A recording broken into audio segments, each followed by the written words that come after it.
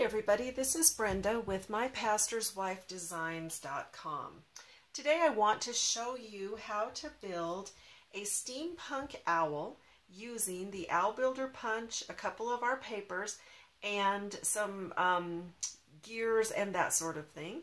So anyway, let's go ahead and just get started. First off, you're going to want the Owl Builder Punch. I love this punch. It has so many things that you can do with it. Obviously mine's well loved. You can tell I have made little baby dresses, onesies, ghosts, obviously owls. So today I'm going to use this to show you how to make a steampunk owl. So let's go ahead and get started. We are going to start with some of our basic black cardstock. And you can see I've already been making these little fellas. Really is all I care about right now is punching out to get the eyes, two eyes, and the body. Flick it over so they don't go flying everywhere, and then go ahead and sort out what you don't need because there's no reason to have a mess in your way. So I've got my body and my eyes. I'm going to do this again, only this time with the pumpkin pie cardstock.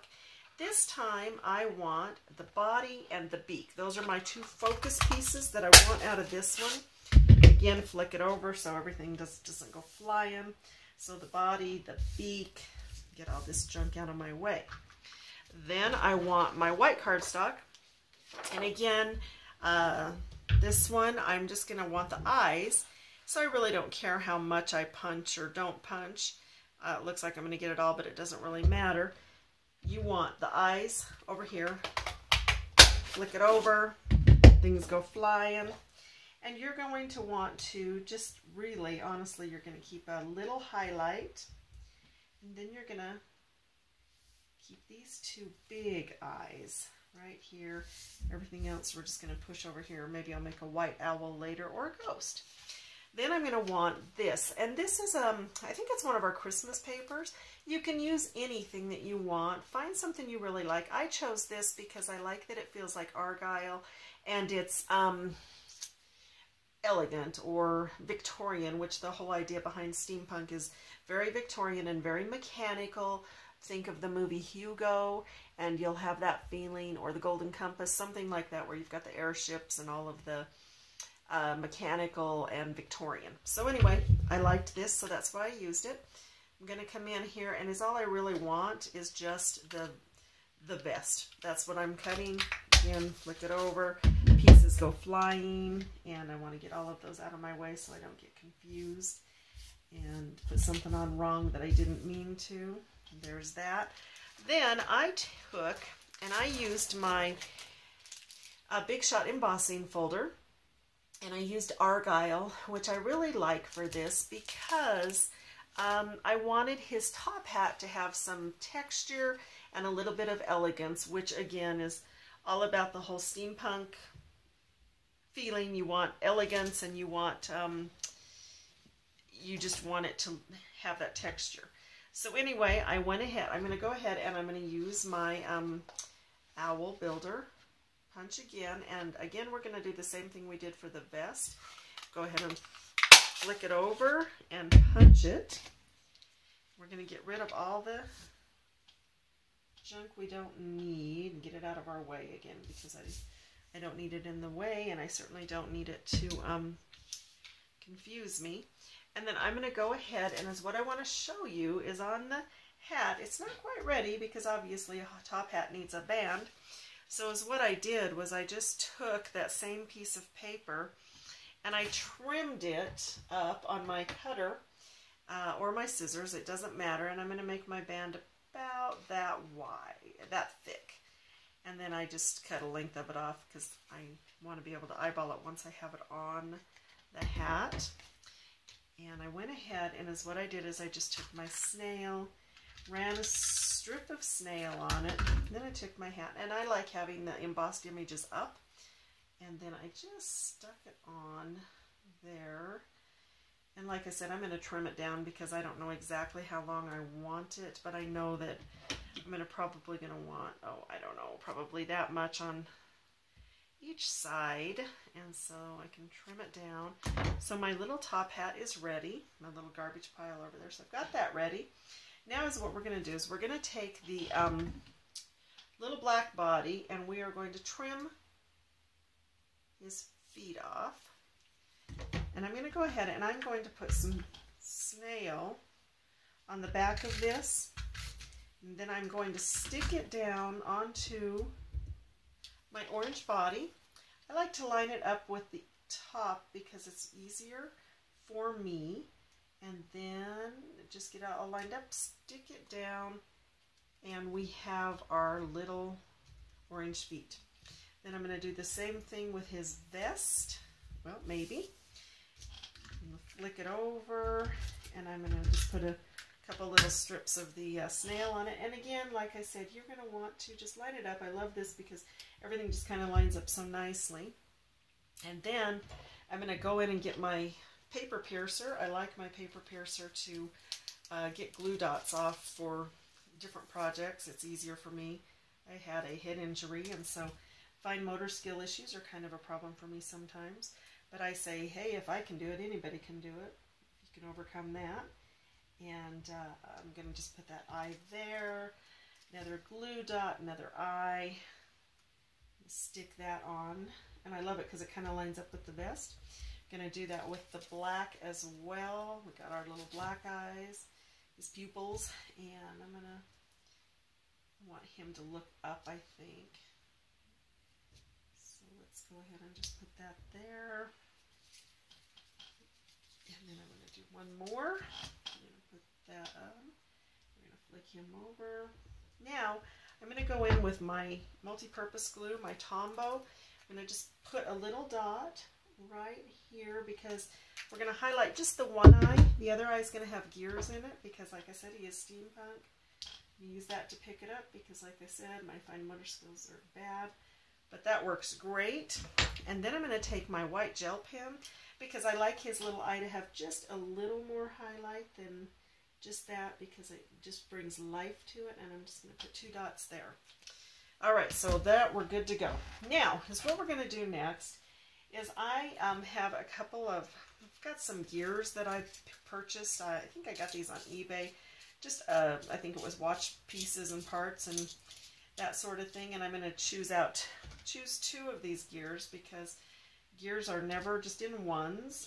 Gears have to have at least 2 pieces working together. And I'm going to go ahead and, well, I'm going to make a mess is what I'm going to do, but that's par for the course. And I think I want that one, and I think I want that one to go in his eye. Sometimes I put 3 if I've got small ones. Another idea, as you can see, is I've got watch hands. That's always kind of fun to put a watch in the eye, just because that's very mechanical and very fun steampunk. So I'm going to just scoot those off to the side. Again, I got these at eBay.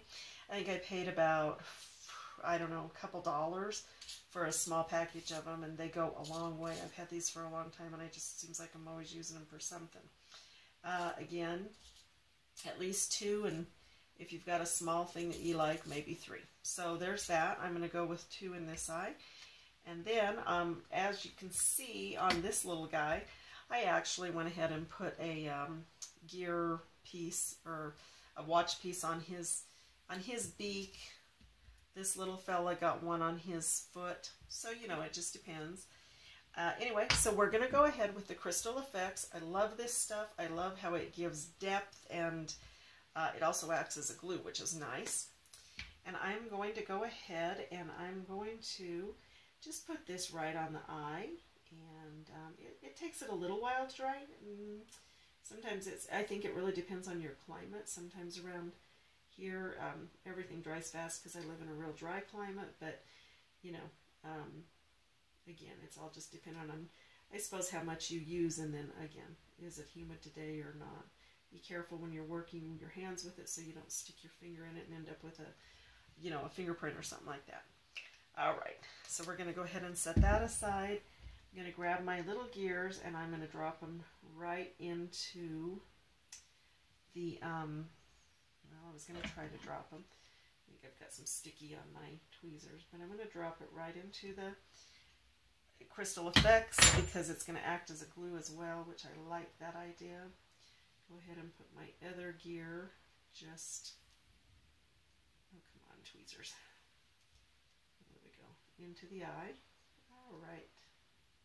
Now, I'm going to put his hat on because next I'm going to put his monocle on, and it's easier to do it once the hat's on. I'm going to go ahead and stick just a little more snail on that, and you noticed I moved that band down just a little bit because I thought it looked more like a derby than a top hat. I'm going to stick his top hat on. Now, you're going to want a toggle clasp.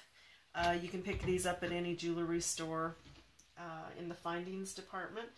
And I use the clasp, I use the toggle part, you know, the clasp part for his monocle, and then a lot of times I'll use the toggle for his perch, which works really well on cards.